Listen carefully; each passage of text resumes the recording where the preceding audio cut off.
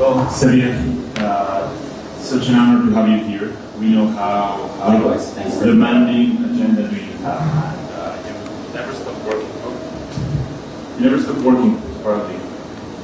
That's what's make you premiere 5 films in such a record time. Yeah. But I can't forget really when I was there when you premiered Mommy in Cannes. Those 12 minutes of ovation, it was such an amazing experience, really. I mean, I've been a follower of your cinema for so many years, but being there and now, how you feel at the Moscow Film Festival is a true honor, and I want to thank you personally. Let us travel back to that fantastic day in Cannes when you premiered. What's your experience now in perspective? Well, I keep a very, very high and happy and glorious memory of that day. It was a very busy day, and it started at like 6 a.m. on the radio, and then interviews all day until we had like an hour and a half to get in our tuxedos and girls' dresses. And it was just a very hectic moment. So when you actually walk off the red carpet, you're already in a sort of trance, in a sort of you're already like you're high. And then you are also technically high for real because you're on chill pills. You don't have a choice. So, which explains the face like. It's such an iconic moment. You know, when you hear the music, they have their theme. They have their theme for years, which is a piece which is Le Carnaval des Animaux from Saint-Saëns.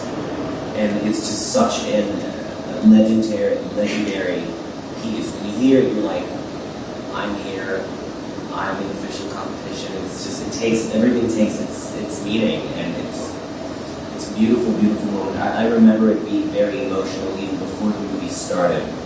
And my mother and my father were sitting right behind me. And I was, and with Anne and Suzanne and Nancy around me, I felt like I was literally surrounded by some of the people I love the most on earth, if not the people I love the most on earth. And a lot of people ask me,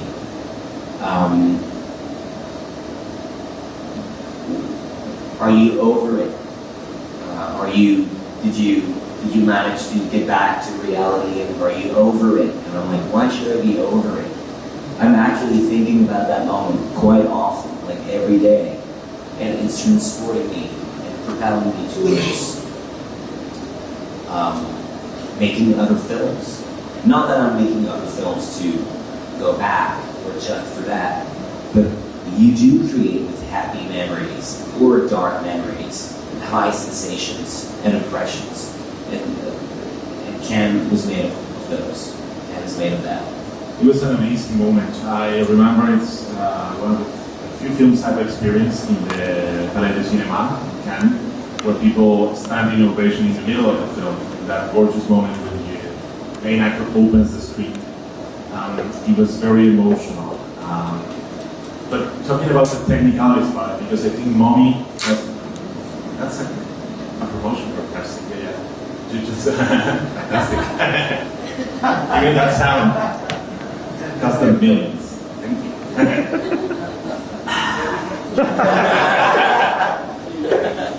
Just the technicalities about it. It's such a pushing the envelope in terms of not just the narrative, which is powerful, but also technically speaking, it's amazing.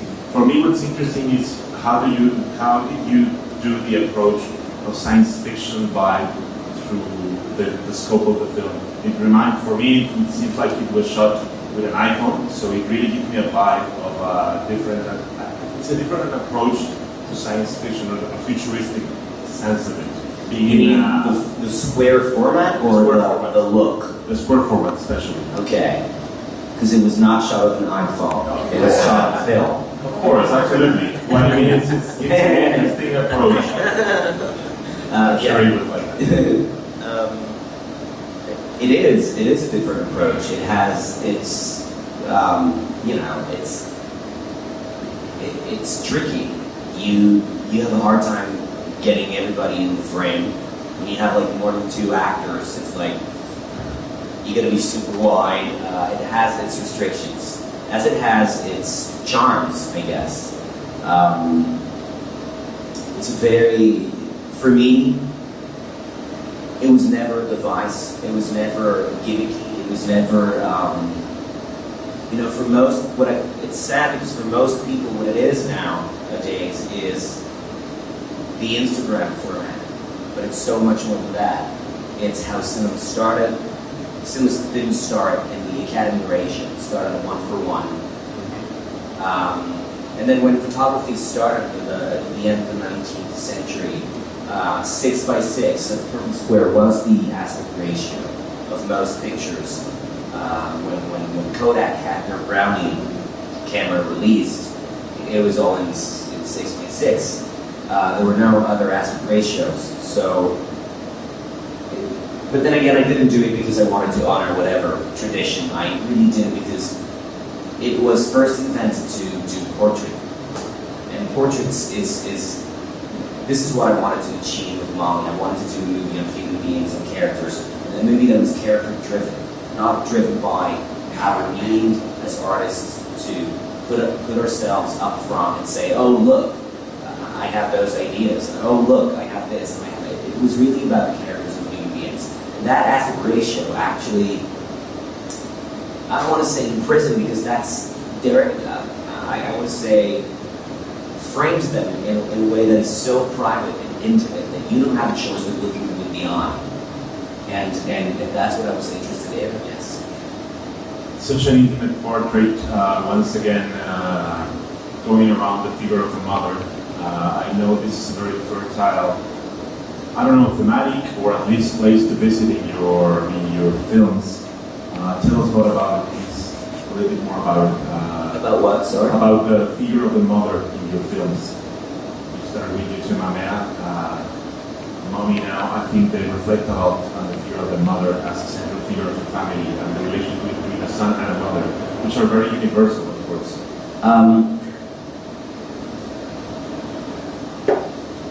Sorry.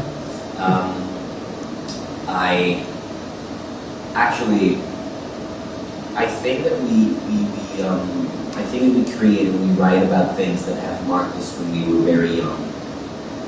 We do change, obviously, as human beings, and we are being more and more cultured, and we learn from our mistakes, and we read, we see other films, our culture thickens in our depth and everything, but still, we write about things that were most shocking to us when we were kids. The things that deep down have made their mark and have left a print. And I was brought up by women. My mom divorced my dad when I was 2 years and a half, and I rarely saw him, like every 2 weeks and a half. Anyway, for a weekend, for a very short amount of time. And even then, he would be displeased to hear that. That's the way life is. It's mostly my grandmother who was taking care of me. She has now passed away earlier this year. And when I think of my dad, the first in my childhood, because I'm really close to my dad now. But when I think of my dad when I was young, I automatically think about my grandmother and my two girl cousins, who are the daughters of my aunt, who is my father's sister. Those are the women that I think of when I'm thinking about my dad. And then when I'm thinking about my mom, it's my mom and it's my great aunt who brought me up in the country on the shores of the St. Lawrence River. Like 5-6 months a year, I would stay with her all the time, and my mom would come and visit every once in a while. But so those were the women of my childhood, and so I was raised watching women work or not work, watching women laugh, watching women cry, watching women struggle with money, watching women in every possible way and angle. So it is natural to me to be writing for women. Before we address the mother issue, if we talk about women, it just is naturally the figures for whom I write. Then, because I love to write about struggling people who fight for who they are and for their rights, for their freedom, for their right to exist and be different. And I have not often seen men in that position. Men are born privileged in a way. Most of the time, I don't want to generalize it. Most of the time, they don't have to struggle for a place in society. They don't have to think of how will women be looking at me. Well, women are thinking about how men are looking at them, socially speaking, professionally speaking, in all possible ways. So women are figures that are, for me, more how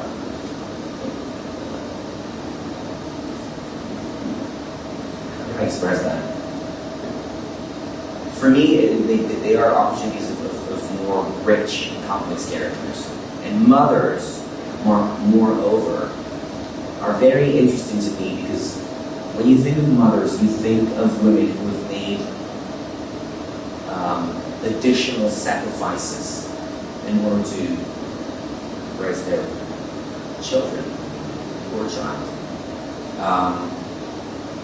And that's interesting because it gives very contrastable characters with flaws and with buried dreams and loves and projects, and it gives you these characters who are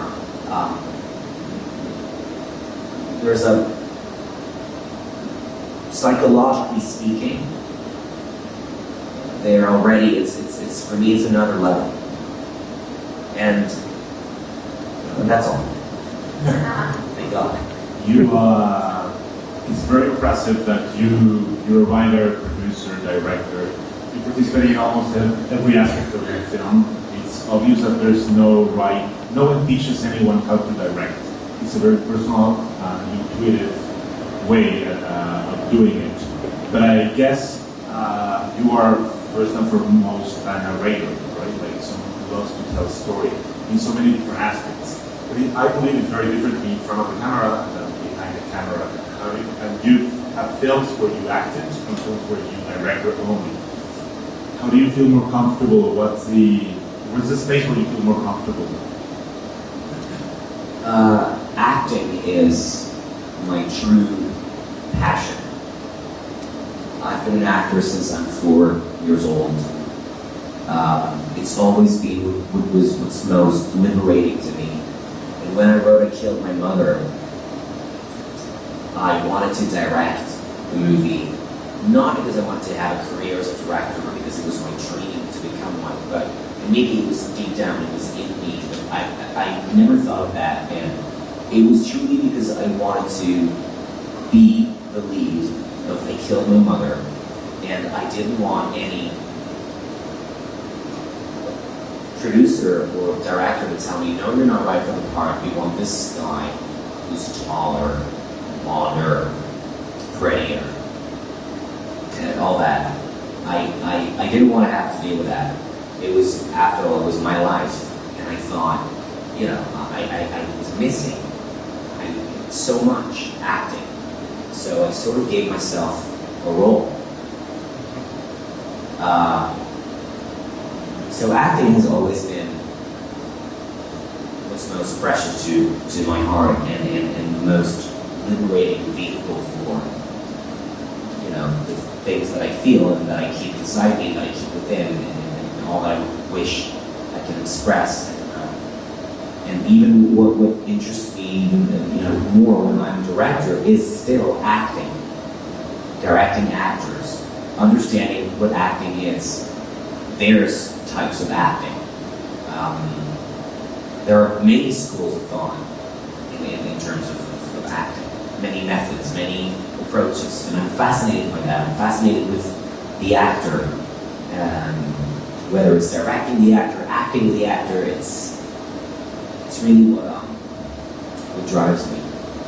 I'd like to take a moment to talk about Nancy Grant as well, because she's such a young producer as well, And I believe Momi, I mean, you've had other producer partners before, and Nancy, it also feels she just won, I believe, the Best Producer Award, right? From the CNPA. And I think Momi has a vibe. I mean, more than, I'm sure you're sick of hearing that you're the Infanta and stuff like that, because it's not just, I think you have such a strong and unique voice, and it doesn't have to do with age. But in a way, it feels like a film with a very fresh and vibrant energy. And it can only come from young people who are experiencing something culturally approachable. How was the experience of producing with Nancy, and are you going to keep on doing it? I will keep on working with her for sure. Nancy's became my very, very close friend.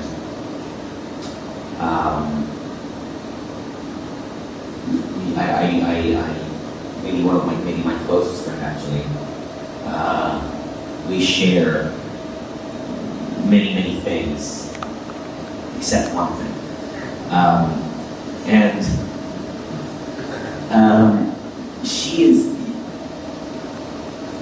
She understands that, you know, in Quebec and in Canada and in many other countries, there is no money for the arts. The money comes from the state. In Canada, we have the grace of being, not the grace, but we are graced with the help, the existence of public funding agencies which distributes money that state gives them. And but often the immediate implications of such financial system is that the art of production is transformed in the art of dealing of managing funds. So the understanding of production, artistically speaking, narratively speaking, the love of storytelling, the you know when you'll say about a movie, oh, it's well produced. For a movie to be well produced, it doesn't mean for a movie to be well financed. It means for a movie to look like it's got everything it needs, and it does everything it should be doing. And often that is not in the hands of the director. There is not enough time, there is not enough money. I'm sure that Christopher Nolan will tell you that on his last Batman movie, he didn't have enough time and didn't have enough money. I'm sure. It's always the same thing with everyone, every movie. You know, Visconti was once asked, he was doing Traviata, I think, and he was asked by a reporter, how long does it take to stage that? How long does it take to, you know, put on the play? And he just said, 1 more week. You know, that was his answer. And I feel like that's how I feel about everything in my life right now. How much time does it take? 1 more week. So for a movie to be well, we were talking about production, Nancy, and all this, and what I mean in a nutshell is that the lack of substantial money, sufficient funds for filmmaking, without constantly being burdened in our approach by money and thinking we're not going to have enough money, we're not going to have enough money. You know, when you don't have enough money in Quebec, you can't just call a guy and say, hey, you got a couple millions to spare. It doesn't exist. We're not in Hollywood. We're in Montreal. It's not the same thing. So we can only rely on so many things, so many agencies or associations, and once they've given their money, they've given their money. They've made their part, and it's amazing that we have that, because if we didn't, we would have nothing. But Nancy stems from I would say, a school of production, of thought, where she's inspired not by financial models or financial situations or, you know, the means that we have, but she is inspired by producers in the USA, movies. She's cultured. She's curious about everything. She's got a great notion of rhythm, of pace. She's involved in every aspect. She wants to deal with everything, which sort of makes her a fellow director more than a producer. It's just that she's managing the money. She's got the wallet. She's signing the check. Wow. But do you understand yeah? We understand you. I mean, in Mexico we experience exactly the same thing. So yeah, funding it's really challenging here as well. And most of the films are getting funded by the government. Part of the spirit of this festival is actually that, to build a bridge between Mexico, US, and Canada, and find a way to put together the different models of funding. Because when you watch a movie, you can tell that there is money on screen. Yeah. And I think that no directors, some directors, whatever, will think, if only my movie could look like shit, it would be great. I would love people to know how rushed we were, and how very little means we had. And if it could be ugly, if it could be pretentious and slow, and sometimes the parameters in which we create does not give us a choice of a certain look, a certain style of filmmaking. And the more money we can get, the more we can get away from those very typical, classical, independent films. You know, there are no independent films and commercial films. There are just movies that work, movies that do not work. There is no such thing as, oh yeah, that's an independent movie, and oh, that's a commercial movie. So one is boring and pretentious, and the other one is entertaining and will make money. Or one is a very fine, sophisticated film, and the other is a big piece of shit. It doesn't exist. There are good movies and bad movies. But nowadays, what we've got to create with are 2 millions or 200. And in between those categories, there's a void. And if your movie falls in that void, it's doomed to be something you don't necessarily want it to be. You too can dream of having a movie that looks like it works, that looks ready, that looks like it's been well produced. So finding that money and building these bridges that you're talking about, I hope will secure a certain automatic quality to these films. Because often they purport to be good looking and to look like they work well. But at the end of the day, you know, if you don't have the time for your little close-up or your little, it will show. People will feel like something is missing. But you don't have a choice. You don't have the money to go back and shoot that shot. You can't just say, oh, I'm going to reshoot my 3, you know, Woody Allen always reshoots his first 3 days. Because he settles in and then finds the right tone, and then, well, that's what I've heard and read many, many times, so I assume I believe it to be true. And then he has the luxury and the privilege of, and that's logical, reshooting the 3 first days. That is just, for filmmakers in Quebec, literally an insane thing to ask or request. People will laugh at you like the waiter who laughs at Christian Bale in American Psycho when he wants to make a reservation at Doria or whatever the name of the restaurant is. Hello, someone there? Well, we live in a very similar situation. People would laugh at you as well.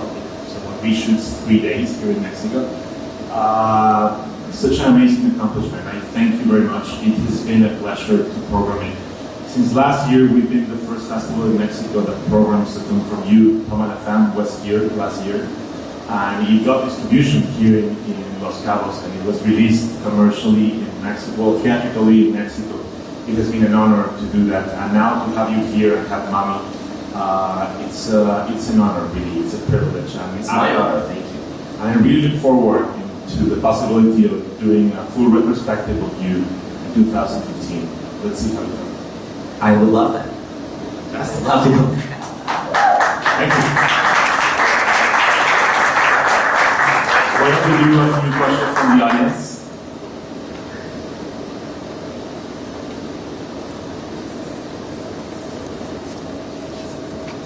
No. Can I take your seat and sit? Oh, because this is so low. I feel like I'm like, it's really annoying. I'm sorry. Sorry. Okay. I listen to you. Lotus Anyways has this aspect ratio similar to Mommy, and you were saying that in Mommy you use it because it's like a portrait. Is the same in Lotus Anyway the purpose of this?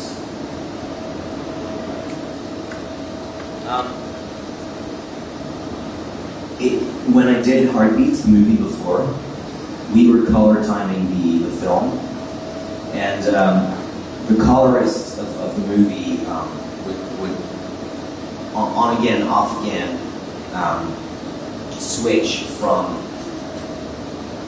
the full gain aspect ratio we had shot in, because she had access to the full frame, and the aspect ratio, the final aspect ratio of the movie. And when I was seeing this 4:30 thing, I was like, this is so beautiful and so much more full somehow. And then I thought, I'm going to do the next one like that. And then it so happened that Lawrence was set in the 80s and 90s, and that was a recurrent aspect ratio from TV and those years. And again, it felt like it was very intimate.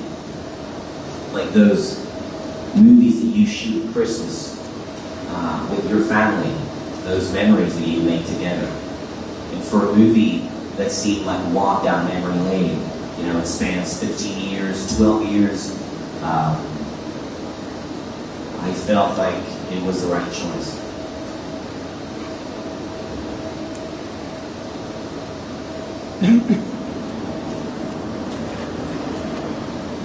Hola, ¿qué tal? ¿Alonso Unidos? Con la pregunta. Yes, of course. ¿Cuál es la reacción de las mujeres con las que creciste al lado al ver películas como I Killed My Mom o Mommy? Con estas mujeres que, si bien son muy fuertes, también son demasiado frágiles dentro del entorno en que se manejan. What's the reaction of the women that you grew up with? They see your films like their mother or Mommy, and they seem like very strong women, characters, but also fragile. Well, first, the women in my movies are not necessarily the women in my life or in my childhood. I said before that I had been inspired and marked by the struggles of women when I was young. But apart from the first movie, which is highly autobiographical, and the mom in the first movie really is very similar to my mom in real life. God bless her. She's been very, very patient with me in that movie. But then after that, really, it's I've never really written a character based on someone I knew. Lawrence was not based on a transgender woman that I knew.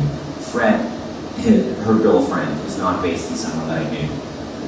Di, Mommy, is not based on someone that I knew. Kyle is not based on someone that I knew. I create these women from fragments from bits and pieces of people that I've been watching forever. Right? I'm a watcher. I love to watch people. All the little details. I'm very excited by all the details that one displays when he walks, when he talks, or she talks, or. So the women of my life have been reacting in a way that I'm assuming you asked that question thinking that they might recognize themselves, but not really. That never really happened. And that was that. No, it's more like other women, you're living like, you live surrounded by them, by her, and how they react after your movies. When they say this character says, oh, what do they say? I don't know. They say mostly what other people can say. They don't say anything different. They react to I'm afraid I don't have an answer for your question. There is no specific reaction from the women of my I haven't heard them reacting to the women characters in my movies. And you were mentioning the fact that these, I might not be able to answer your question, but I do have a comment. You mentioned that they were fragile, that they were strong, and but sometimes when you write characters somewhat inspired by people here and there, a mix of many things, people are rarely strong in life. Most of the time they don't speak their mind, and they do as they're told, and we are often weak and lack courage, ambition, many things, at least in Quebec. So movies are an opportunity to avenge these people and give them the chance to be strong and be right and actually win the battle.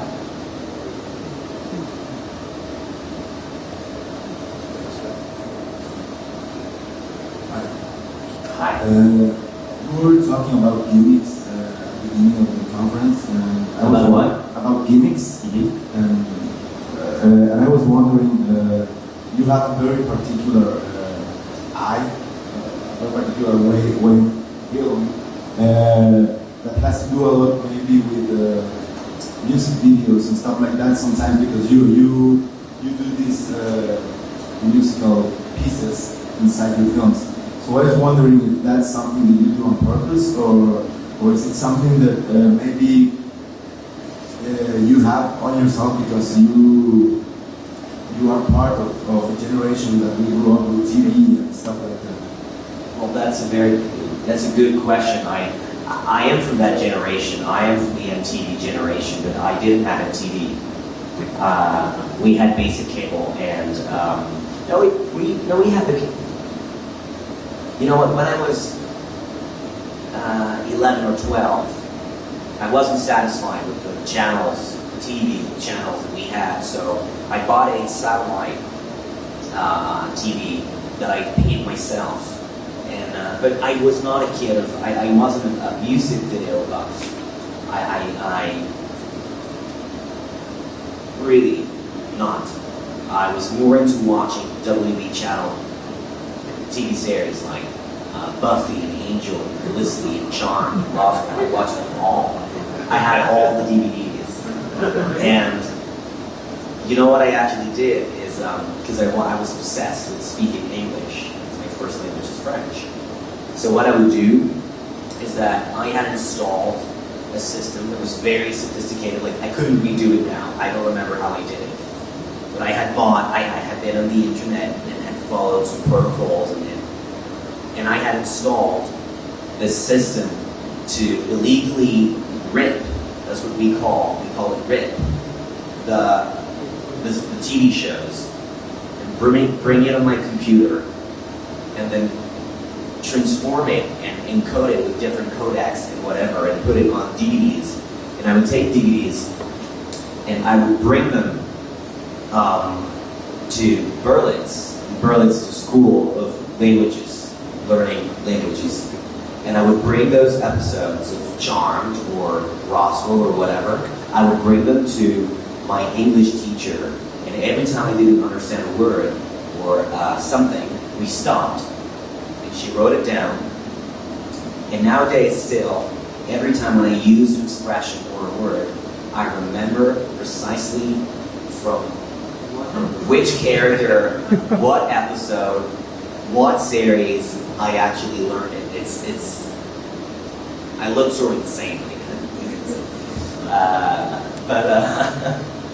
Yeah, so that was more the TV I was into. But I think like the music, the music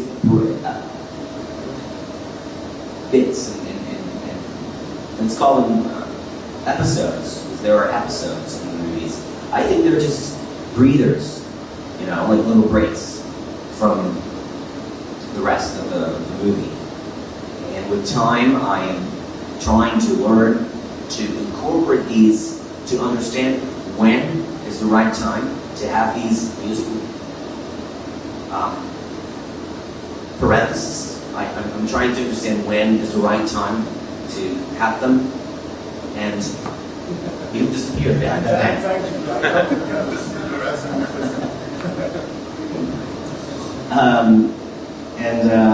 So when is the right time to use that? So it's not a device, so it's not gimmicky, and it feels organic and incorporated in the movie, not just something that you toss on the film and that disrupts it, that distracts you from the rest of the movie. We have time for just one more question. Hi, I'm Leonardo Cordero, head of Mantarraya, which is the Mexican distributor of Mommy.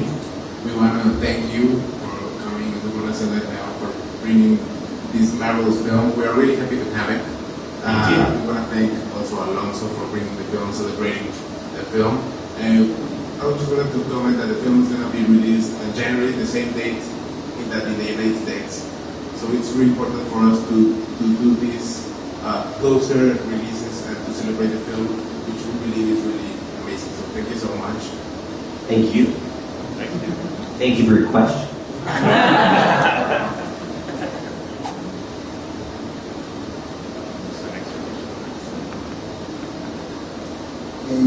Hola, buenas.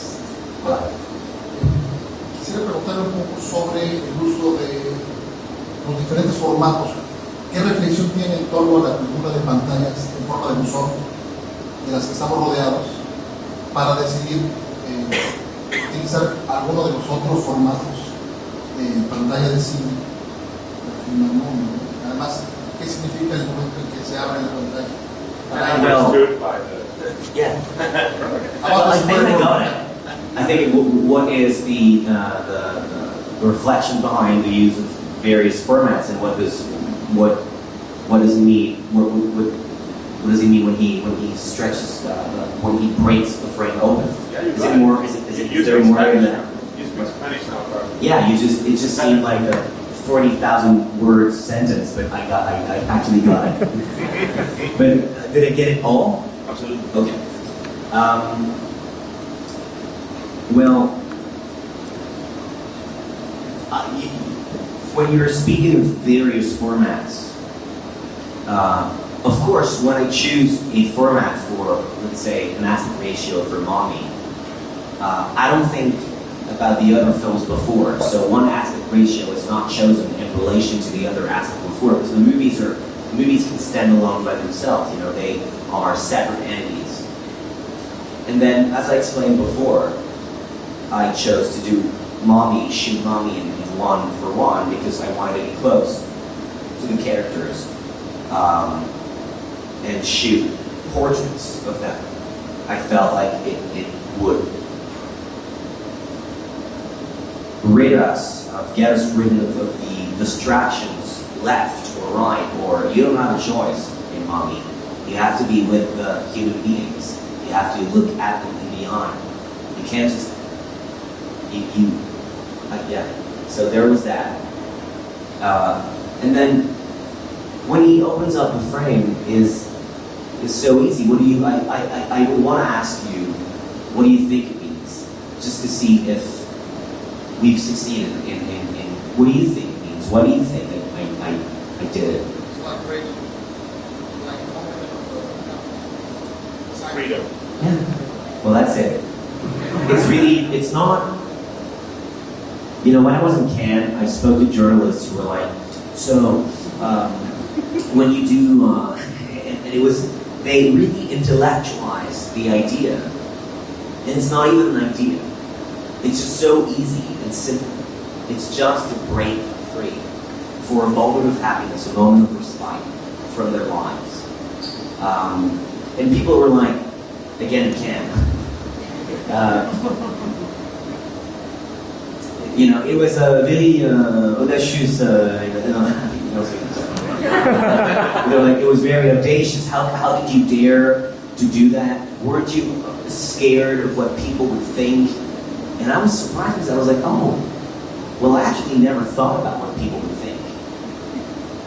It wasn't important to me, and I wasn't scared of anything, because why would I be scared of giving a moment of freedom to to that young man, you know? And I'm not the one who did it, he did it himself. I mean, it's like the Puno Square. It's like a very familiar format. For me, it's like a familiar picture. But some people felt like it was a prison, and like I had did that, that I had done that to make the movie suffocating, which is not the intention that I ever had. But I know that when he breaks free, people feel free with them, and he, you know, in the script, it was written, he rolls towards the camera and opens his arms and stretches his arms and reaches to the camera, and with his fingers grabs the barrel of our lenses on the sides and breaks free from 1:1, and the 1:1 aspect ratio shifts from 1:1 to 1:85. The character breathed. All characters breathe for the first time, and so do we.